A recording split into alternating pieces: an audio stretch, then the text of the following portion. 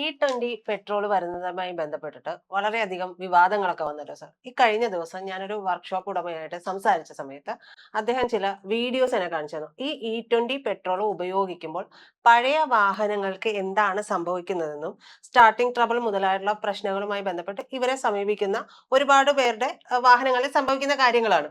അപ്പോ അവര് വരെ പറയുന്നുണ്ട്. ഇപ്പോ അങ്ങനെ ഒരു കാര്യം E20 പെട്രോൾ ഉപയോഗിക്കുമ്പോൾ സാധാരണക്കാർക്ക് അല്ലെങ്കിൽ ഈ ഇരുചക്ര വാഹനങ്ങൾക്കായിക്കോട്ടെ, നാല് ചക്ര വാഹനങ്ങൾക്കായിക്കോട്ടെ, പഴയ വാഹനങ്ങളെ സംബന്ധിച്ച് അതിന്റെ ഈട് എന്ന് പറയുന്നത് വളരെ കുറയുന്ന രീതിയിലേക്ക് വരും. ഏതാണ്ട് മൈലേജ് 5% കുറയും എന്നൊക്കെയാണ് പറയുന്നത്.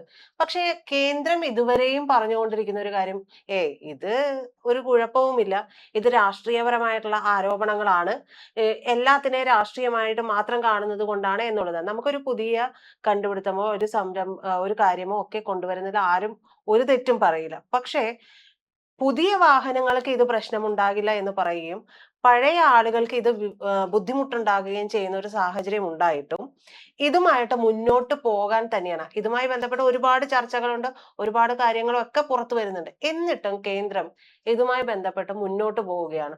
സത്യത്തിൽ ഈ E20 എന്ന് പറയുന്നത് ഒരു പ്രശ്നം തന്നെയായിട്ട് മാറില്ലേ? T20 എന്ന് പറയുന്നത് അങ്ങനെ ഒരു പ്രശ്നമൊന്നുമില്ല. ഇത് വലിയൊരു സക്സസ് സ്റ്റോറിയാണ്. ഉം യഥാർത്ഥത്തിൽ ഇത് 2003 മുതൽ, അതായത് മൻമോഹൻ സിംഗിന്റെ ഒക്കെ ഭരണകാലത്താണ് ഇത് നടപ്പിലാക്കുന്നത്. അതുകൊണ്ടാണ് നമ്മുടെ പ്രിയപ്പെട്ട രാഹുൽ ഗാന്ധി ഒന്നും ഇതിന്മേൽ കയറി ചാടി വീണ് പിടിക്കാത്തത്. പക്ഷെ രാഹുൽ ഗാന്ധിക്ക് അത് പിടിക്കാം, പക്ഷെ കോൺഗ്രസിന് അത് മനസ്സിലാഞ്ഞിട്ടാണ്. കാരണം 2003 ഏതാണ്ട് 1% എഥനോളാണ് ചേർത്തിരുന്നത്. എഥനോൾ എന്ന് പറഞ്ഞാൽ മീഥൈൽ ആൽക്കഹോൾ, അതായത് മദ്യമാണ്. ശരിക്കും പറഞ്ഞാൽ മദ്യത്തിന് ഉപയോഗിക്കുന്ന, മദ്യമല്ല, മദ്യത്തിന് ഉപയോഗിക്കുന്ന അസംസ്കൃത വസ്തുവാണ്. അപ്പൊ അതാണ് ഇതിൽ ഉപയോഗിക്കുന്നത്. അത് 1% ഉണ്ടായിരുന്നു, പിന്നെ 2% ഒക്കെ അങ്ങനെ ചെറുതായി ചെറുതായി വർദ്ധിപ്പിച്ചു വന്നു. പക്ഷെ 2014 വരെ ഇത് വളരെ ചെറിയ തോതിലെ പെട്രോളിൽ ഉപയോഗിച്ചിരുന്നുള്ളൂ. അത് പക്ഷേ ഇവിടെ മാത്രമല്ല കേട്ടോ, ലോകം മുഴുവൻ അത് ഉപയോഗിക്കുന്നുണ്ട്. ഇപ്പൊ ബ്രസീലിലൊക്കെ 27%-ഓളം എഥനോൾ ഉപയോഗിക്കുന്നുണ്ട്. പക്ഷെ ഇതിന്റെ അടിസ്ഥാനപരമായ പ്രശ്നം എന്താന്ന് നോക്കിയിട്ടുണ്ടെങ്കിൽ, ഈ സക്സസ് സ്റ്റോറിയാണെന്ന് ഞാൻ പറയാൻ കാര്യം എന്താണെന്ന് വെച്ചാൽ, ഇത് യഥാർത്ഥത്തിൽ 2030-നകമാണ് E20 പെട്രോളിലേക്ക് എത്താൻ നമ്മൾ തീരുമാനിച്ചത്. സാധാരണ നമ്മളൊരു പാലം പണിയണമെന്ന് വെച്ചാൽ നമ്മൾ 2030 തീരണമെന്ന് വെച്ചാൽ 2045 തീരുള്ളൂ. ആലപ്പുഴയിലൊക്കെ പാലം നോക്കിയിട്ടുണ്ടെങ്കിൽ ഏതാണ്ട് 50 കൊല്ലം കൂടി കഴിഞ്ഞിട്ടാണ് പിന്നെ എന്ത് ചെയ്ത് തീർന്നത്. 40, 35, 40 കൊല്ലം കഴിഞ്ഞിട്ട് തീർന്നത്. അപ്പൊ അങ്ങനെ വൈകാറാണ് പതിവ്. പക്ഷെ ഇത് മാത്രം എന്ത് ചെയ്യുന്ന വെച്ചിട്ടുണ്ടെങ്കിൽ പ്രീപോൺ ചെയ്തു ഡേറ്റ്. അതായത് നമ്മൾ 2030 എന്ത് അച്ചീവ് ചെയ്യണം എന്ന് വിചാരിച്ചോ അത് നമ്മൾ 2025 അച്ചീവ് ചെയ്തു. അപ്പൊ is that A success story? Definitely അതൊരു സക്സസ് സ്റ്റോറിയാണ്. അപ്പൊ ഈ സക്സസ് സ്റ്റോറിയുടെ ഇനി നമുക്ക് നോക്കേണ്ടത് സക്സസ് സ്റ്റോറിയുടെ ഏറ്റവും വലിയ ഗുണഭോക്താക്കൾ ആര് എന്നുള്ളതാണ്. ഒരു ഗുണഭോക്താവിനെ ഞാൻ ചൂണ്ടിക്കാണിക്കാം. അത് റായ്പൂർ ഡിസ്ട്രിക്റ്റിലെ കൺസ്യൂമർ ഫോറം ഡോക്ടർ പ്രേംരാജ് എന്ന് പറയുന്ന ഒരാൾ അവിടെ E20 പെട്രോൾ ഉപയോഗിച്ചതുമായി ബന്ധപ്പെട്ട് എൻ്റെ വണ്ടിക്ക് കംപ്ലൈന്റ് പറ്റിയെന്ന് പറയുകയും ആ ഗ്രാൻഡ് വിറ്റാരക്കുള്ള ഗ്രാൻഡ് വിറ്റാര അദ്ദേഹം 20 ലക്ഷം രൂപ എടുത്ത് മേടിച്ചാണ്. അത് 45 ദിവസത്തിനകം ഒന്നില്ലെങ്കിൽ കാശ് കൊടുക്കണം, അല്ലെങ്കിൽ പുതിയ വണ്ടി കൊടുക്കണം എന്ന് പറഞ്ഞുകൊണ്ട് ഉത്തരവിടുകയും ചെയ്തിട്ടുണ്ട്. പിന്നെ കേന്ദ്ര ഗവൺമെന്റ് കീഴിലുള്ള പ്രസ് ഇൻഫർമേഷൻ ബ്യൂറോ തന്നെ ഇത് 3 മുതൽ 5% വരെ മൈലേജ് കുറക്കാം എന്നുള്ളത് എന്ത് ചെയ്തിട്ടുണ്ട്, പറഞ്ഞിട്ടുണ്ട്. അപ്പൊ ഇത്തരം കാര്യങ്ങളൊക്കെ അവിടെ നിൽക്കുന്നുണ്ട്. യഥാർത്ഥത്തിൽ നമ്മുടെ ക്രൂഡ് ഓയിൽ ഏതാണ്ട് 11.4 ലക്ഷം കോടിയൊക്കെയാണ് ഇവിടെ ചെയ്യണം. അപ്പൊ അതിൽ കുറച്ച് കുറവുണ്ടായിട്ടുണ്ടെങ്കിൽ നമുക്ക് വലിയ ലാഭമുണ്ടാകും എന്നുള്ളതാണ് ഇവര് പറഞ്ഞുകൊണ്ടിരിക്കുന്നത്. ചോളം, കരിമ്പ്, അരി, ഇതിൽ നിന്നാണ് ഇത് കൂടുതലായിട്ട് ഉൽപ്പാദിപ്പിക്കാൻ കഴിയുന്നത്. പ്രത്യേകിച്ച് ഇത് ഉൽപ്പാദിപ്പിക്കാൻ കഴിയുന്നത് ഈ എഥനോൾ ഉൽപ്പാദിപ്പിക്കുന്ന ഫാക്ടറികളെല്ലാം ഉള്ളത് കരിമ്പ്, അതായത് ഷുഗർ ഫാക്ടറികളുമായി ബന്ധപ്പെട്ടാണ്. Sugar factory. അപ്പൊ ഈ ഷുഗർ ഫാക്ടറി എന്ന് പറയുന്നത് 10-40 കൊല്ലം മുമ്പ് തന്നെ നമ്മുടെ പ്രിയപ്പെട്ട റോഡ് ആൻഡ് ട്രാൻസ്പോർട്ട് മിനിസ്റ്റർ ആയിരുന്ന നിതിൻ ഗഡ്കരി, അദ്ദേഹത്തിന്റെ പിതാവൊക്കെ തുടങ്ങിയിട്ടുണ്ട്. അപ്പൊ ഇത് ഇപ്പൊ അദ്ദേഹത്തിന്റെ 2 മക്കളാണിത് നടത്തിക്കൊണ്ടിരിക്കുന്നത്. ആ 2 മക്കൾ വലിയ തോതിൽ ലാഭം ഉണ്ടാക്കിയിട്ടുണ്ട്. പിന്നെ ജനത്തിന്റെയും ബാക്കിയുള്ള വണ്ടികളുടെയൊക്കെ കാര്യം പിന്നെ ആലോചിച്ചാൽ പോയി. ഞാനാണെങ്കിലും ഇപ്പൊ നല്ലൊരു പിതാവ് എന്നുള്ള പറഞ്ഞിട്ടുണ്ടെങ്കിൽ സ്വാഭാവികമായിട്ടും സ്വന്തം മക്കൾക്ക് എന്ത് ചെയ്യും, മക്കളുടെ കാര്യമൊക്കെ ആലോചിക്കും. അല്ലാതെ നാട്ടുകാരുടെ പിന്നെ അല്ലാതെ പിന്നെ എന്ത് ഇപ്പൊ നിങ്ങൾ എന്ത് പറയണിത്? ഇപ്പൊ പുള്ളിയുടെ തന്നെ ഏതാണ്ട് 1600% വരുന്ന ഗ്രോത്ത് ഉണ്ടായിട്ടുണ്ട് പുള്ളിയുടെ കമ്പനികൾക്ക്. ആര് ഈ ഉം. നിതിൻ ഗഡ്കരി 2 ആൺമക്കളെ ഭാഗ്യത്തിനുള്ളൂ. ഉം. അതുകൊണ്ട് അവർക്ക് രണ്ടുപേർക്ക് 2 കമ്പനികളുണ്ട്. ഞാനിപ്പോ അതിന്റെ ഡീറ്റെയിൽസിലേക്കൊന്നും പോകുന്നില്ല, വേണമെങ്കിൽ പോകാം. അതില് ശരിക്കും പറഞ്ഞാൽ നേരത്തെ 2022 വരെ ആ കമ്പനികൾ നഷ്ടത്തിലായിരുന്നു. 2022 ശേഷം 673 രൂപ ഉണ്ടായിരുന്ന പബ്ലിക് ലിമിറ്റഡ് കമ്പനിയുടെ ഷെയർ 1630 ആവുകയും വലിയ ഗ്രോത്ത് ഇവർക്ക് ഉണ്ടാവുകയും ചെയ്തിട്ടുണ്ട്. അതായത് ആ സമയത്താണ് ഈ E20 കൂടുതൽ ഇതായിട്ട് ആ വരുന്നത്. ശരിക്കും പറഞ്ഞാൽ 2 കമ്പനികളുണ്ട് ഇവർക്ക്. എന്ന് പറഞ്ഞാൽ ഇവരുടേത് എന്ന് പറഞ്ഞാൽ ഈ പൂർത്തി ഗ്രൂപ്പ് എന്ന് പറഞ്ഞ ഗ്രൂപ്പാണ്. ആ ഗ്രൂപ്പിന്റെ കീഴിൽ 2 കമ്പനികളുണ്ട്. ഒന്ന് സാരംഗ് ഗഡ്കരിയുടേതാണ്. അതിന്റെ group Manas agro industries and infrastructure limited എന്ന് പറഞ്ഞ ഒരു കമ്പനിയാണ്. രണ്ടാമത്തേത് നിതിൻ ഗഡ്കരിയുടേതാണ്. അപ്പൊ സിയാൻ അഗ്രോ ഇൻഡസ്ട്രീസ് ലിമിറ്റഡ് എന്നാണ്. ഭാഗ്യത്തിന് പുള്ളി 2 കുട്ടികൾ വെച്ച് നിർത്തി, അല്ലെങ്കിൽ കൂടുതൽ കമ്പനികൾ ഉണ്ടായിരുന്നു. അപ്പൊ അതുകൊണ്ട് എന്താണെങ്കിലും എന്ന് പറഞ്ഞാൽ അപ്പൊ ഇന്ത്യയിൽ ശരിക്കും പറഞ്ഞാൽ 1500 കോടി ലിറ്റർ ഈ എഥനോളിന്റെ ആവശ്യമുണ്ട്. അതിൽ വളരെ കുറച്ച് ഇവർ ഉണ്ടാക്കുന്നുള്ളൂ കേട്ടോ. അതിൽ ഇപ്പൊ 2 കോടി ലിറ്ററിന്റെ ഇവരെന്ത് ചെയ്യുന്നുള്ളൂ, ഉണ്ടാക്കുന്നുള്ളൂ. പിന്നെ ഇതിന്റെ ഉള്ളിൽ വേറെ ചില കളികളുണ്ട്. അതിപ്പോ ഞാൻ പറഞ്ഞാൽ ശരിയാവൂല. കാരണം എന്ന് വെച്ചാൽ അതിന് തെളിവൊന്നും ഹാജരാക്കാൻ പറ്റില്ല. ഇപ്പൊ ഉദാഹരണത്തിന് ഇത് യഥാർത്ഥത്തിൽ ഞാൻ ഈ നിതിൻ ഗഡ്കരിയുടെ പ്രൊഫൈൽ പണ്ട് നാരദ ന്യൂസ് ഇരിക്കുമ്പോൾ ചെയ്തതാണ്. അന്ന് എനിക്ക് അദ്ദേഹത്തോട് വലിയ ബഹുമാനമായിരുന്നു കേട്ടോ. അതുകൊണ്ട് അത് കാണുന്ന ആളുകൾ ഇപ്പൊ ഇത് കുത്തിപ്പൊക്കി കൊണ്ടുവന്ന് നിങ്ങൾ അന്ന് ഇങ്ങനെ പറഞ്ഞില്ല എന്ന് വെച്ചാൽ അന്ന് അങ്ങനെ പറഞ്ഞിട്ടുണ്ട്. കാരണം നിതിൻ ഗഡ്കരി വളരെ ബ്രില്യന്റ് ആയിട്ടുള്ള ഒരു മനുഷ്യനാണ്. ഈ അപഘാത നിവാരൺ സമിതി എന്ന് പറഞ്ഞ ബ്ലാക്ക് സ്പോട്ട് നിവാരണം ചെയ്യണ സമിതി ഉണ്ടാക്കുകയും മഹാരാഷ്ട്രയിൽ അദ്ദേഹം മന്ത്രി ആയിരിക്കുമ്പോൾ തന്നെ അങ്ങനെ ആക്സിഡന്റ് കുറക്കുകയൊക്കെ ചെയ്തിട്ടുള്ള ഒരാളാണ് ഒന്ന്. രണ്ടാമത്തെ കാര്യം എന്ന് പറഞ്ഞാൽ അദ്ദേഹത്തിന്റെ ഇന്ത്യ ടുഡേയുടെ കോൺക്ലേവിലൊക്കെ അദ്ദേഹം സംസാരിക്കുന്നത് നമ്മൾ ഞെട്ടിപ്പോകും. കാരണം എന്ന് വെച്ചാൽ ഒരു പേപ്പറിന്റെ പോലും പിന്തുണയില്ലാതെ അദ്ദേഹം ഈ കാര്യങ്ങൾ വളരെ കൃത്യമായിട്ട് എന്ത് ചെയ്യും, ഇന്ത്യയിലെ റോഡുകളെ കുറിച്ച് ഡെവലപ്മെന്റുകളെ കുറിച്ചൊക്കെ എന്ത് ചെയ്യും, സംസാരിക്കും. അങ്ങനെ സംസാരിക്കുമ്പോൾ അദ്ദേഹം പല വാഗ്ദാനങ്ങളൊക്കെ നൽകിയിട്ടുണ്ട്. എന്ന് പറഞ്ഞാൽ 2024 എത്തുമ്പോഴേക്കും ഇന്ത്യ ഏതാണ്ട് US സമാനമായിട്ടുള്ള റോഡ് ആൻഡ് ഇൻഫ്രാസ്ട്രക്ചറിലേക്ക് എത്തുമെന്നൊക്കെയാണ് അദ്ദേഹം പറഞ്ഞിട്ടുള്ളത്. അപ്പൊ അന്നൊക്കെ ഞാനൊക്കെ അത് വിശ്വസിച്ചിട്ടുണ്ട് ശരിക്കും പറഞ്ഞത്. പക്ഷെ ഇപ്പൊ നോക്കുമ്പോൾ അദ്ദേഹം മധ്യപ്രദേശിൽ പണിതിട്ടുള്ള ഒരു റോഡുണ്ട്, ഹൈവേ, 16 ബില്യൺ US മുടക്കിയിട്ട് പണിതേക്കുന്നതാണ്. അത് യഥാർത്ഥത്തിൽ പൊളിഞ്ഞു പോയിട്ടുണ്ട്. അമൃത്സർ ജാംനഗർ ഹൈവേ അത് പൊളിഞ്ഞു പോയിട്ടുണ്ട്. അങ്ങനെ തെലങ്കാനയിലുള്ള NH44 ഇങ്ങനെ നിരവധി ഹൈവേകൾ എന്ത് ചെയ്തിട്ടുണ്ട്, പൊളിഞ്ഞിട്ടുണ്ട്. പക്ഷെ പൊളിയാത്തതെന്ന് പറഞ്ഞാൽ പുള്ളിയുടെ 2 കമ്പനികളും വലിയ ഗ്രോത്തിലേക്ക് എന്ത് ചെയ്തിട്ടുണ്ട്, എത്തിയിട്ടുണ്ട്. ആ ഗ്രോത്ത് എന്ന് പറഞ്ഞാൽ നിസാര ഗ്രോത്ത് അല്ല. കഴിഞ്ഞ 5 കൊല്ലം കൊണ്ട് അവർക്ക് ഉണ്ടായിട്ടുള്ളത് 37.55% ഗ്രോത്ത് ആണ് ഈ പറയുന്ന ആദ്യത്തെ മാനസ് എന്ന് പറയുന്ന കമ്പനിക്ക് ഉണ്ടായിട്ടുള്ളത്. Industry average growth 7%. ഇപ്പൊ നമ്മൾ ഉദാഹരണത്തിന് ഇപ്പൊ കശുവണ്ടി എന്ന് പറയുന്ന ഒരു സാധനം വിൽക്കുമ്പോൾ ഇൻഡസ്ട്രിയിൽ മൊത്തം 7% ഗ്രോത്ത് ഉണ്ട്. പക്ഷെ ഒരു കമ്പനിക്ക് മാത്രം 37% ഗ്രോത്ത് ഉണ്ടെന്ന് പറഞ്ഞാൽ ആ കമ്പനിയുടെ പെർഫോമൻസ് എക്സ്ട്രാ ഓർഡിനറി ആണ്. അപ്പൊ നിങ്ങൾ തെറ്റിദ്ധരിക്കരുത് പുള്ളിയുടെ എന്തെങ്കിലും സപ്പോർട്ട്. അതുകൊണ്ടൊന്നുമല്ല, അവര് മിടുക്കരായതുകൊണ്ട് എന്ത് ചെയ്യുന്നു, നേടുന്നതാണ്. അപ്പൊ അത്ര വിചാരിക്കാറുള്ളൂ. പിന്നെ നെറ്റ് ഇൻകം തന്നെ 62.43% ഉയർന്നിട്ടുണ്ട് നെറ്റ് ഇൻകം. അതായത് ഇൻഡസ്ട്രിയിലെ ആവറേജ് 14 അപ്പൊ എത്ര മിടുക്കം പിള്ളേരായിരിക്കും. ഇനി മിടുക്കം പിള്ളേരല്ലെങ്കിലും അച്ഛൻ കേന്ദ്രമന്ത്രി ആയിരിക്കണം, മനസ്സിലായി. പിന്നെ ഇത് പുള്ളി ഇന്ന് മുതൽ തുടങ്ങിയതല്ല കേട്ടോ ഈ പണി. പുള്ളി 2014 അധികാരത്തിലേക്ക് വരുന്നതിന് മുമ്പ് തന്നെ എഥനോളിന് വേണ്ടിയിട്ടുള്ള വലിയ ലോബിയിങ് പുള്ളി ചെയ്തിരുന്നു. 2014 അധികാരത്തിലേക്ക് വരുന്നത് നരേന്ദ്രമോദി അധികാരത്തിലേക്ക് വരുന്നത് 2014 അതിനു മുമ്പേ ഒരു 4-5 കൊല്ലം മുമ്പേ പുള്ളി എഥനോളിന് വേണ്ടിയിട്ടുള്ള ലോബിയിങ് ചെയ്യുകയും അതിന് മുമ്പ് വിളിക്കുന്ന നിരവധി, ഇപ്പൊ ഞാൻ അതിലേക്കൊന്നും പോകാൻ സമയമില്ലാത്തതുകൊണ്ട് പോകാത്തത്, വേണമെങ്കിൽ ചോദിച്ചാൽ പറയാം. ഇപ്പൊ ചില മീറ്റിങ്ങുകൾ, ഈ ഷുഗർ കെയിൻ ഇൻഡസ്ട്രികളുടെ മീറ്റിംഗ് അദ്ദേഹം വിളിച്ചു കൂട്ടുകയും അതിന്റെ ചീഫ് പാട്രണായി അദ്ദേഹം മാറുകയും അങ്ങനെ അദ്ദേഹം കോൺഗ്രസ് ഗവൺമെന്റിൽ തന്നെ ഇതിന്റെ സമ്മർദ്ദം ചെലുത്തുകയും ലോബിയിങ് ഉണ്ടാവുകയൊക്കെ ചെയ്തു. അപ്പൊ അതിന്റെ ഭാഗമായിട്ടാണ് ഈ എഥനോൾ എന്ത് ചെയ്തുകൊണ്ടിരുന്നത്, കൂട്ടിക്കൊണ്ടിരുന്നത്. കോൺഗ്രസ്സുകാർ പിന്നെ അവര് അങ്ങനെ അല്ല, അതുകൊണ്ടല്ല, കോൺഗ്രസിനെ സംബന്ധിച്ച് അവർക്ക് അങ്ങനെ വലിയ ഭാവമൊന്നുമില്ല. അവരിപ്പോ വിഭവം എവിടെ നിന്ന് സമാഹരിക്കാൻ കിട്ടിയാലും അവർ സമാഹരിക്കും. അല്ല, ഞാൻ പറയണത് ഇപ്പൊ നമ്മളിപ്പോ വലിയ ആദർശമൊന്നും പിടിച്ചോണ്ടിരിക്കേണ്ടതല്ല. കാശ് എവിടെ നിന്ന് കിട്ടിയാലും ചില്ലറ മേടിക്കുക എന്നുള്ളതാണ് അവരുടെ എന്ത് രീതി. അപ്പൊ അങ്ങനെ അവര് പതുക്കെ കൂട്ടിക്കൊണ്ടിരുന്നു. പക്ഷെ ഇത് ശരിക്കും പറഞ്ഞാൽ ഒറ്റയടിക്ക് എന്ത് ചെയ്തു, അതായത് 2025 കഴിഞ്ഞപ്പോ എന്ന് പറഞ്ഞാൽ 2014 കഴിഞ്ഞപ്പോ എന്ന് പറഞ്ഞാൽ ഇതിന്റെ ഇന്ന് പറഞ്ഞാൽ അതിനു മുമ്പ് 2-3% എഥനോൾ ഉണ്ടായിട്ടുണ്ട്. ഒറ്റയടിക്ക് എന്ത് ചെയ്തു ഒന്ന് ആലോചിക്കണം. 2030 ഇതിന്റെ പ്രശ്നം എന്താണെന്ന് അറിയാമോ? ബ്രസീലൊക്കെ 50 കൊല്ലം എടുത്തു എന്ത് ചെയ്യാൻ ഇതിലേക്ക് വരാൻ. അതായത് 1970 മുതൽ തുടങ്ങിയിട്ട് 2020 ഇങ്ങനെ സമയം എടുത്താലുള്ള ഒരു ഗുണമുണ്ട്. കാരണം എന്താ, നിങ്ങൾക്ക് എഥനോൾ E20 കമ്പാറ്റബിൾ ആയിട്ടുള്ള സാധനങ്ങൾ എന്ത് ചെയ്യാം, ഉം. ഉണ്ടാക്കാം, മറ്റേ മെഷീനറികൾ ഉണ്ടാക്കാം.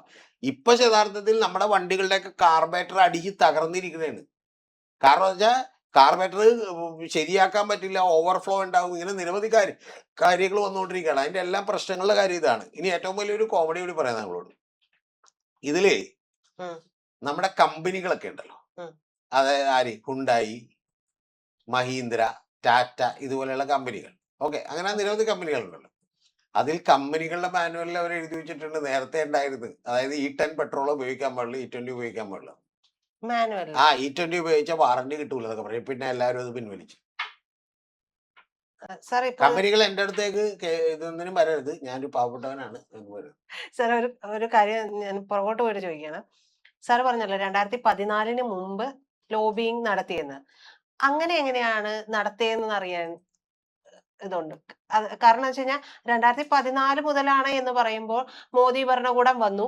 അപ്പോ എളുപ്പമാണ് ഇവർക്ക് എന്ത് കാര്യത്തിന് ലോബിയിങ് നടത്തിയിട്ട് കാര്യങ്ങൾ സ്വന്തമാക്കി എടുക്കാനായിട്ട്. പക്ഷെ 2014 മുമ്പേ ഇത് പ്ലാൻ ചെയ്ത് ലോബിയിങ് നടത്തി എന്ന് പറയുന്നത് അതെങ്ങനെയായിരുന്നു സംഭവം? അതൊക്കെ പറയാൻ പോയ ഒരുപാട് ടൈം എടുക്കും. അതുകൊണ്ട് എന്നാലും പറയാം, ചെറുതായിട്ട് പറഞ്ഞാൽ പ്രേക്ഷകർ വിശ്വസിക്കാത്തവര് എന്നെ ചീത്ത വിളിക്കണ്ട, വിശ്വസിക്കാതിരുന്നു, കുഴപ്പമില്ല. നിങ്ങൾ വിശ്വസിക്കണ്ട. ഇപ്പൊ നമ്മൾ ഓസ്കാർ അല്ലെങ്കിൽ മറ്റേ ഈ അവാർഡുകളൊക്കെ കിട്ടണ എങ്ങനെയാണെന്ന് താങ്കൾക്കറിയാം? നൊബേൽ പ്രൈസ് ഇതൊക്കെ കിട്ടണ എങ്ങനെയാണ്? നേരത്തെ ലോബിയിങ്. നമ്മൾ അവിടെ ചെന്ന് ലോബിയിങ് നടത്തണം. അത് നമ്മുടെ ഇവിടെ മാത്രം ഇതെന്തോ കുഴപ്പമായിട്ട് കാണണം. അവിടേക്ക് ഇത് വളരെ വ്യവസ്ഥാപിതമായ മാർഗത്തിലൂടെ അവിടെ പങ്കെടുക്കുന്ന, അതിനുവേണ്ടി വോട്ട് ചെയ്യുന്ന ആളുകളെയൊക്കെ കണ്ട് ഒരു ലോബിയിങ് നടത്തി വളരെ കൃത്യമായിട്ട് ആളുകളെ സ്വാധീനിച്ച് ചെയ്യാണ്. അത് ലോകത്തെവിടെയുമുണ്ട്. വലിയ ബിസിനസ് ഗ്രൂപ്പുകളെല്ലാം അവരുടെ ഇഷ്ടങ്ങൾക്കനുസരിച്ച് ഈ പറയുന്ന തീരുമാനങ്ങൾ എടുപ്പിക്കാൻ വേണ്ടി എല്ലാ ഗവൺമെന്റുകളുടെ ഉള്ളിലും ലോബിയിങ് നടത്തുകയും കാശ് കാണേണ്ടവരെ കാണേണ്ട രീതിയിൽ കാണുകയും ചെറിയ നെയ്യപ്പങ്ങൾ കൊടുക്കേണ്ടവർക്ക് നെയ്യപ്പം കൊടുക്കുകയും വലിയ സൂട്ട് കേസുകൾ കൊടുക്കേണ്ടവർക്ക് വലിയ സൂട്ട് കേസുകൾ കൊടുക്കുകയും ചെയ്യും. മനസ്സിലായി? അങ്ങനെ നമ്മുടെ PV അൻവറിന്റെ ഭാഷയിൽ പറഞ്ഞ ചെറിയൊരു മധുരം കിട്ടുക. അങ്ങനെ മധുരം വേണ്ട ആവശ്യത്തിന്, അതായത് വേണ്ട അളവിൽ, മനസ്സിലായ? അതായത് ഷുഗർ കുറഞ്ഞു കൊടുക്കേണ്ടവർക്ക് കുറഞ്ഞു കൊടുക്കുക, കൂടുതൽ കൊടുക്കേണ്ടവർക്ക് കൂടുതൽ. അങ്ങനെ തന്നെയാണ് പോളിസികളൊക്കെ തീരുമാനിക്കുന്നത്. അല്ലാതെ ഇതിൽ വലിയ അത്ഭുതമോ ഒന്നുമില്ല. പിന്നെ കോൺഗ്രസ് ഗവൺമെന്റ് കാലത്ത് ഇത് കുറച്ചുകൂടി എളുപ്പമായിരുന്നു. കാരണം എന്താണ്? കോൺഗ്രസ് എന്നൊക്കെ പറഞ്ഞാൽ കൈ നീട്ടി നിൽക്കുകയാണ്, അല്ലാതെ കൈ ഒരിക്കലും അവർ എന്ത് ചെയ്യുന്നില്ല, വേണ്ടെന്നും പറഞ്ഞ് ഇങ്ങനെ വേണ്ടെന്നും പറഞ്ഞ് നിൽക്കല്ല. അവര് കൈ നീട്ടി സന്തോഷമായിട്ട് രണ്ട് കൈ നീട്ടി നിൽക്കുകയാണ്. ഇതേ ഇങ്ങോട്ട് വെച്ചു എന്ന് പറയണം. മനസ്സിലായോ? ശരിക്കും പറഞ്ഞാൽ എന്നിട്ട് വേറെ ആളുകൾ മക്കളുടെ കൈ ഉണ്ടെങ്കിൽ അതും കൂടി കൊണ്ടുവന്ന് കൊടുക്കും, ഇന്ന് ഇതിവിടെ വെച്ചോ എന്ന് പറയാം. അപ്പൊ അങ്ങനെ നിൽക്കണേരുത്. അങ്ങനെ ലോബിങ് നടത്തി ഇത് കൂട്ടിക്കൊണ്ടിരിക്കണേ. അപ്പൊ ഇതില് പിന്നെ അത് എല്ലാ കാലത്തും ഉള്ളതാണ്. പിന്നെ ഇവർക്ക് തോന്നിയതെന്ന് പറഞ്ഞാൽ ഇവര് തന്നെ ഭരണത്തിലേക്ക് എത്തുമ്പോൾ കുറച്ചുകൂടി എളുപ്പമായി. പിന്നെ ഇന്ത്യ മുഴുവൻ ഇത്തരത്തിൽ ഇപ്പൊ ബ്രസീലിൽ വന്നിട്ടുണ്ട്, 10-12 ഇപ്പൊ കുറച്ച് രാജ്യങ്ങൾ മാത്രമേ ഈ എഥനോൾ ചേർക്കാത്തുള്ളൂ. അത് സത്യമാണ്. കാരണം ബാക്കി ഈ ചേർക്കാത്ത രാജ്യങ്ങളിലൊക്കെ തന്നെ അവർക്ക് പെട്രോളും ഡീസലും ഒക്കെ അവിടെ ഫ്യൂൽ ആവശ്യത്തിന് ഉണ്ട്. മനസ്സിലായ? പിന്നെ നമ്മുടെ ഇവിടെയുള്ള ആകെ പ്രശ്നം എന്താ വെച്ചാൽ ഇതിന്റെ കോമ്പാറ്റബിൾ ആയിട്ടുള്ള എൻജിൻസും, അതുപോലെ തന്നെ 2025 മുതലുള്ള എഞ്ചിന് കുഴപ്പമില്ല, 2023 എഞ്ചിന് പോലും ഇത് കുഴപ്പമുണ്ട്. മനസ്സിലായി? അതിന് കോമ്പാറ്റബിൾ ആയിട്ടുള്ള ബാക്കിയുള്ള കാര്യങ്ങളൊന്നും നിർമ്മിക്കാതെ തന്നെ ഇത് ദ്രുതഗതിയിൽ നടപ്പിലാക്കി. പിന്നെ ദ്രുതഗതിയിൽ നടപ്പിലാക്കണമെന്ന് ഞാൻ പറയും. അതെന്താണ്? പിന്നെ നിതിൻ ഗഡ്കരി സാരംഗിന്റെ നിഖിലിന്റെ കാര്യം നോക്കാതെ രതീഷ് ചക്രവർത്തിയുടെ കാറിന്റെ കാര്യം നോക്കണം. അല്ല, എന്താ ഉദ്ദേശിക്കുന്നത്? സ്നേഹമയ്യായിട്ടുള്ള ഒരു അച്ഛൻ അങ്ങനെയൊക്കെ തന്നെ എന്ത് ചെയ്യണം? നമ്മളെ പോലെയുള്ള ചില മണ്ടന്മാരെ ചിലപ്പോൾ അങ്ങനെ ചെയ്യില്ലായിരിക്കും, അതിന് കാര്യമില്ല. അങ്ങനെ സ്നേഹമയ്യായിട്ടുള്ള അച്ഛൻ അങ്ങനെയൊക്കെ എന്ത് ചെയ്യും. പിന്നെ BJPയുടെ മിക്ക നേതാക്കന്മാരും അങ്ങനെയൊക്കെ തന്നെയാണ്. സാർ, ഈ 2014 വീണ്ടും പോവാ ഞാൻ. എന്റെ ഒരു ക്യൂരിയോസിറ്റി കൊണ്ടാണ്. 2014 മുമ്പ് കോൺഗ്രസ് ഭരണമാണല്ലോ. നിതിൻ ഗഡ്കരി എന്ന് പറയുന്നത് അടിയുറച്ച RSS കാരനുമാണ്. അപ്പൊ എങ്ങനെയാ സാർ ലോബിങ് എന്ന് പറയുന്നത് അവിടെ പ്രാക്ടിക്കലായിട്ട് വരുന്നേ? ഏത് ലോകത്താണ് പ്രജിത ജീവിക്കണത്? വല്ല ലില്ലിപ്പുട്ടിലാണ് ജീവിക്കുന്നത്. അപ്പൊ മറ്റേ അദാനി മറ്റേ നരേന്ദ്രമോദിയായിട്ട് കമ്പനിയാണ് എന്നും പറഞ്ഞ് കേരളത്തിലേക്ക് വരുമ്പോ വേണ്ടെന്നാണ് പറഞ്ഞുകൊണ്ടിരിക്കുന്നത്. ആണോ? ബിസിനസ്സുകാരെ സംബന്ധിച്ച് എന്താ? അംബാനിക്ക് എന്താണ് കോൺഗ്രസ് മന്ത്രിസഭയിൽ നിന്നപ്പോ അംബാനി കുത്തുവാള എടുത്തു പോയ? എന്താ താങ്കൾ പറയണത്? എന്താണ്? ഇവിടുത്തെ ടെലികോം കമ്പനികൾക്ക് പോളി പ്രൊപ്പലിൻ ടാക്സ് 850 കോടി രൂപ വേവ് ചെയ്ത് കൊടുത്തിരുന്നു. ഇപ്പോഴല്ല, വർഷങ്ങൾക്ക് മുമ്പ്. എന്റെ ഓർമ്മ ശരിയാണെങ്കിൽ ഒരു 5-8 കൊല്ലമെങ്കിലും മുമ്പ് അങ്ങനെ കൊടുത്തിരുന്നു. 5-8 അല്ല, കോൺഗ്രസ് ഭരണം ഭരിക്കുമ്പോ തന്നെ. അപ്പൊ അവരൊക്കെ എന്താ ഇപ്പൊ അടച്ചുകൂട്ടി പോയാ? എന്റെ പൊന്നു പ്രജിത, കാശുള്ളവനെ സംബന്ധിച്ച് ഇത് ആര് വന്നാലും അവിടെ എന്തില്ല, ഉം. കുഴപ്പമില്ല. പിന്നെ വളരെ ബുദ്ധിമുട്ടുണ്ടാക്കുന്ന ചില ആളുകളുണ്ട്, ഇപ്പൊ CPM പോലെ ഇടതുപക്ഷത്തെ പോലെ. അങ്ങനെയുള്ള ആളുകളെ മാറ്റി നിർത്താൻ അവരെന്ത് ചെയ്യും? ഒരു പരിധിവരെ ശ്രമിക്കും. കാരണം വെച്ചാൽ വെറുതെ ഈ സഞ്ചി നോക്കി നടന്ന് MA BB ഒക്കെ മനസ്സിലായി ചേട്ടൻ ചായയൊക്കെ കുടിച്ച് ജീവിക്കും. അങ്ങനെയല്ലല്ലോ ബാക്കിയുള്ള ആളുകൾ. ഇപ്പൊ അമിത്ഷാ, അരുൺ ജെയ്റ്റ്ലി എന്നൊക്കെ പറഞ്ഞാൽ അങ്ങനെയുള്ള ആളുകളല്ല. അവരെല്ല കോട്ട് സൂട്ടൊക്കെ ഇട്ട് വന്ന് എന്താ 5 സ്റ്റാർ ഹോട്ടലിൽ നിന്നൊക്കെ എന്ത് ചെയ്യുന്നവരാണ്.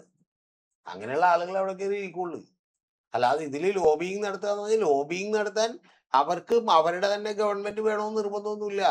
ആരുടെ ഗവൺമെന്റ് ആണെങ്കിലും അവർ ഇത് എന്ത് ചെയ്യും?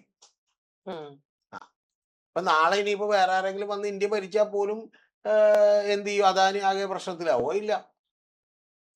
അപ്പൊ അതൊക്കെ തോന്നലാണ്. ഒരു പരിധിക്കപ്പുറം നിങ്ങൾ വളർന്നാൽ, ഇപ്പൊ ടാറ്റയോ ബിർളയോ അല്ലെങ്കിൽ മുകേഷ് അംബാനിയോ ഒക്കെ വളർന്ന പോലെ വളർന്നാൽ നിങ്ങൾക്ക് യാതൊരു പ്രശ്നവും വരില്ല. ഇതൊക്കെ നമ്മുടെ തെറ്റിദ്ധാരണയാണ്. അതായത് നമ്മൾ ഈ പാർട്ടിക്കാരൻ, അവർ ആ പാർട്ടിക്കാരൻ. പാർട്ടിയൊന്നും ഇല്ലേ, ഇത് പൈസ. മനസ്സിലായേ? പിന്നെ ഈ മാനസ് എന്ന് പറയുന്ന അഗ്രോ ഇൻഡസ്ട്രീസ് എന്ന് പറഞ്ഞ പുള്ളിയുടെ കമ്പനി, ഞാനിപ്പോ മുഴുവൻ പറയാതെ വിട്ടതാണ്. 2024 MOU ചെന്നൈ ബേസ്ഡ് രാംചരൺ ഗ്രൂപ്പുമായിട്ട് ഉണ്ടാക്കിയിട്ടുണ്ട് എഥനോള് മേടിച്ചു കൊടുക്കാൻ. എന്ന് പറഞ്ഞാൽ താങ്കൾക്ക് മനസ്സിലായ എന്താന്ന്? ഇവരുടെ കമ്പനി എന്നുള്ള സെയില് മാത്രമല്ല, ഇവര് മറ്റുള്ള ആളുകളുടെയും കൂടി പുറത്തുനിന്ന് എടുത്തിട്ട് ഇപ്പൊ എന്ത് ചെയ്യും? കാരണം ഇവരെടുത്തിട്ടുണ്ടെങ്കിൽ കുറച്ചും കൂടി എളുപ്പത്തിൽ ഇന്ത്യൻ ഓയിൽ കോർപ്പറേഷൻ ബാക്കി മിക്സ് ചെയ്യുന്ന ഗവൺമെന്റും ഒക്കെ എന്ത് ചെയ്യും?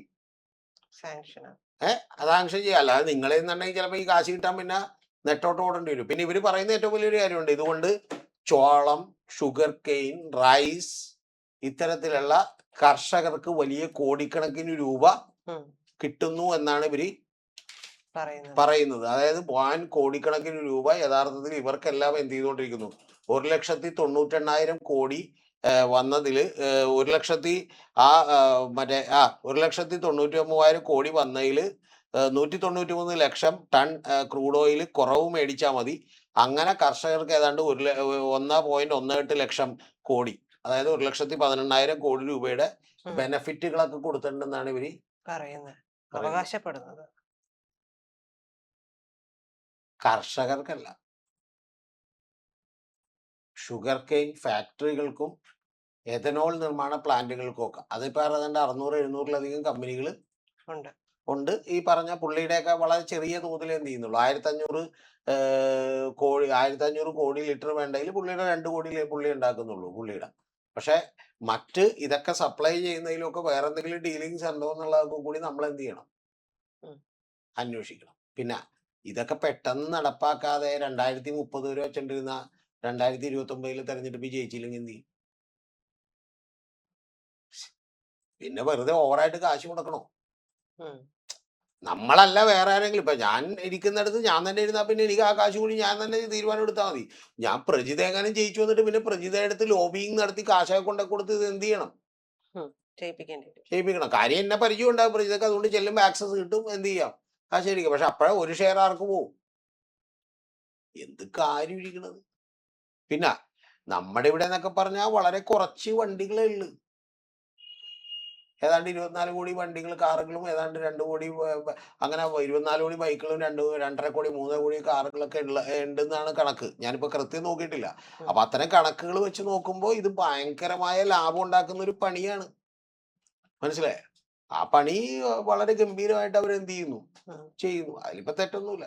ഞാൻ പറഞ്ഞ അതൊക്കെ ശരിക്കും ഇത് പെട്ടെന്ന് തന്നെ എന്ത് ചെയ്യണം, വണ്ടിയൊക്കെ. പിന്നെ കമ്പനികളുടെ അടുത്ത് കമ്പനികൾ പറഞ്ഞുകൊണ്ടിരിക്കണം എന്താണെന്ന് വെച്ചാൽ അടുത്തൊരു കാര്യം കൂടി പറയാം. ഇത് എല്ലാവർക്കും വിൻ വിൻ സിറ്റുവേഷൻ ആണ്.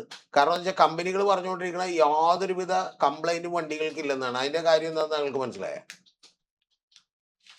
അതിന്റെ കാര്യം എന്താണെന്ന് മനസ്സിലായോ? അതിന്റെ കാര്യം പറഞ്ഞുതരാം.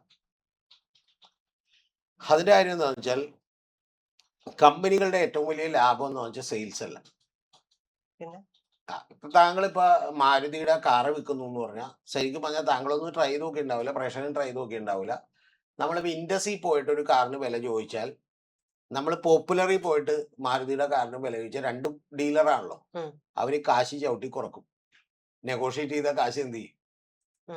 കുറക്കും. ആദ്യം നിങ്ങളോട് പറയും മഡ് ഫ്ലാപ്പ് വെച്ച് തരാം, മറ്റത് വെച്ച് തരാം, ലൈറ്റ് വെച്ച് തരാം, ചുവന്ന ലൈറ്റ് വെക്കാം, പച്ച ലൈറ്റ് വെച്ച് തരാം എന്നൊക്കെ പറയും. അപ്പൊ നിങ്ങൾ പറഞ്ഞാൽ അത് വേണ്ട, കാശ് എത്ര കുറയുമെന്ന് ചോദിച്ചാൽ കാശ് കുറക്കും. അപ്പൊ ഇതിൽ വലിയ ലാഭമൊന്നുമില്ല. പിന്നെ ഈ ലാഭം ഏറ്റവും കൂടുതൽ പറഞ്ഞ എവിടെ നിന്നാണെന്നറിയാമോ? എവിടെ നിന്നാണെന്നറിയാമോ? ലാഭം ഏറ്റവും കൂടുതൽ വരുന്നത് സർവീസിൽ നിന്ന്. അപ്പൊ വണ്ടി കേടാവുന്നതല്ലേ നല്ലത്. ഉറപ്പായും. പിന്നെ വണ്ടി കേടായാലല്ലേ വേറെ മേടിക്കുള്ളൂ. അപ്പൊ ഇതെല്ലാം കൊണ്ടും എന്തുകൊണ്ടും വളരെ ഗംഭീരമായി ഈ പണി എന്ത് ചെയ്യും, നടക്കും. അപ്പൊ അതുകൊണ്ട് ഇതൊക്കെ വളരെ കൃത്യമായി മാനേജ് ചെയ്യുന്ന ആളുകളാണ് ഈ നാട്ടിലുള്ളത്. ബൈക്ക് 24 കോടിയും കാറ് 2,60,00,000 കാറുകളുമാണ് ഉള്ളത്. 2,80,00,000 വരും കാറ്. ആ കാറുകളുമാണ് ഉള്ളത്. അപ്പൊ അതുകൊണ്ട് ഇത് വലിയ തോതിൽ ഒന്ന് ആലോചിച്ച് നോക്കുക താങ്കൾ. 24 കോടി ബൈക്കുകളും 2,60,00,000 കാറും എന്ന് പറയുമ്പോൾ എത്രയെന്ന് അറിയാമോ? എത്രയായി? 30-31 കോടി വാഹനങ്ങളായി. Daily petrol അടിച്ചുകൊണ്ടിരിക്കുകയാണ്. ഇതിൽ മഹാഭൂരിപക്ഷം പെട്രോളാണ് ബൈക്കിന്റെ ഒക്കെ. ബൈക്കിൽ ഡീസൽ അല്ലല്ലോ, പെട്രോൾ അടിച്ചിട്ടിരിക്കുകയാണ്. കോടിക്കണക്കിന് രൂപ വന്ന് മറിഞ്ഞുകൊണ്ടിരിക്കുകയാണ്. അതിൻ്റെ ഇടയിൽ കൂടി ചിലപ്പോൾ പ്രജിതയുടെ വണ്ടി കേടാവുമായിരിക്കും, രതീഷ് ചക്രവാളിന്റെ വണ്ടി കേടാവുമായിരിക്കും, എക്സിറ്റ് വണ്ടി കേടാവുമായിരിക്കും, ചിലപ്പോൾ ഇവരുടെയൊക്കെ തന്നെ വണ്ടി കേടാവുമായിരിക്കും. പക്ഷെ ഇവരുടെ വണ്ടി കേടായ ഇവർക്ക് പ്രശ്നമില്ല. കാരണം എന്താ? കോടികളാണ്. ദശലക്ഷം ഈ ധൂം സിനിമയിൽ ഒരു രംഗമുണ്ട്. ആ രംഗം പോലെ ഇരിക്കുള്ളൂ. ആ രംഗത്തിൽ ഈ മോഷ്ടിക്കുന്ന കാശ് വെച്ചിട്ട് വേറെ ആഡംബരമൊന്നും കാണിക്കരുതെന്നാണ് ജോൺ അബ്രഹാമിന്റെ പോളിസി. അപ്പൊ അത് എല്ലാവരും തന്നെ പാലിക്കണമെന്നുള്ളതാണ്. പക്ഷെ അതിൽ ഒരു ആൾ എന്ത് ചെയ്യുന്ന വെച്ചാൽ ഒരു ഗംഭീര കാറ്, അതായത് മറ്റേ മുകളിൽ ഇതൊന്നും ഇല്ലാത്ത ഓപ്പൺ ആയിട്ടുള്ള കാറും മേടിച്ചുകൊണ്ട് വരുന്നുണ്ട്. അപ്പൊ ജോൺ അബ്രഹാം ഒന്ന് ഓടിക്കട്ടെ എന്ന് വന്ന് ചോദിക്കുന്നുണ്ട്. അപ്പൊ ഒരു കൊക്കയുടെ സൈഡിൽ വെച്ചിട്ടാണ് ജോൺ അബ്രഹാം ഈ വണ്ടി ബൂം ബൂം എന്ന് പറഞ്ഞിട്ട് എന്ത് ചെയ്യും, ഇവര് ഓടിക്കുകയാണ്. ഓടിച്ചോണ്ടിരിക്കുന്ന ഇടക്ക് ഇവനോട് പറയുന്നുണ്ട് ജമ്പ് എന്ന് പറയുന്നുണ്ട്. ആരോട്? ഈ സൈഡിൽ ഇരിക്കുന്നവനോട്. അപ്പൊ അവൻ ജമ്പ് ചെയ്യില്ല. അവൻ പറയും എന്ത് എന്ത് എന്ന്, ജമ്പ്, അല്ലെങ്കിൽ നീയും കൂടി കൊക്കയിലേക്ക് പോകുന്നു. കേട്ടവാതി കേൾക്കാത്തവാതി അവൻ ചാടി ഉരുണ്ട് അപ്പുറത്ത് വീണ് മുട്ടൊക്കെ പൊട്ടി എഴുന്നേറ്റ് വരുമ്പോ ഇവരും കൂടി എന്ത് ചെയ്യും, കാറിൽ നിന്ന് ചാടിയിട്ട് കാറ് നേരെ കൊക്കയിലേക്ക് കൂടി. അപ്പൊ ഇവരെ സംബന്ധിച്ചോളം ഇനി മെഴ്സിഡസ് ബെൻസ് ആണെങ്കിൽ പോലും ഈ ക്ലാസ് ആണെങ്കിലും ഇനി എസ് ക്ലാസ് ആണെങ്കിലും കൊക്കയിലേക്ക് വിട്ടിട്ട് അടുത്ത് എന്ത് ചെയ്യാം, വാങ്ങാം. പാവപ്പെട്ടവൻ കാറ് മാറ്റി മേടിക്കാം. കോമ്പാറ്റബിൾ ആയിട്ടുള്ള കാറ് 2025 ഞങ്ങൾ വരും. പിന്നെ ഇതൊക്കെ ഉപയോഗിച്ചാൽ വാറണ്ടി കിട്ടൂലെന്നൊക്കെ വരെ പറഞ്ഞിട്ടുണ്ട് കേട്ടോ, ഇൻഷുറൻസ് കിട്ടൂലെന്നൊക്കെ വരെ പറഞ്ഞിട്ടുണ്ട്. അത് വേറൊരു വിഷയമാണ്. അപ്പൊ അതുകൊണ്ട് അതൊക്കെ ഉണ്ടാവും. ശരിക്കും പറഞ്ഞാൽ അന്തരിച്ചു പോയ മുൻ വനിതാ കമ്മീഷൻ അധ്യക്ഷയായിട്ടുള്ള എൻ്റെ പ്രിയപ്പെട്ട ജോസഫൈൻ ചേച്ചി എനിക്ക് വളരെ വ്യക്തിപരമായി അറിയാവുന്ന ഒരാളാണ്. അപ്പൊ അന്ന് പുള്ളിക്കാരി പറഞ്ഞൊരു ഡയലോഗാണ് എനിക്കിവിടെ നിർത്തുമ്പോൾ നിങ്ങൾ ഓർമ്മിപ്പിക്കാനുള്ളത്. എന്നാ സഹിച്ചോ.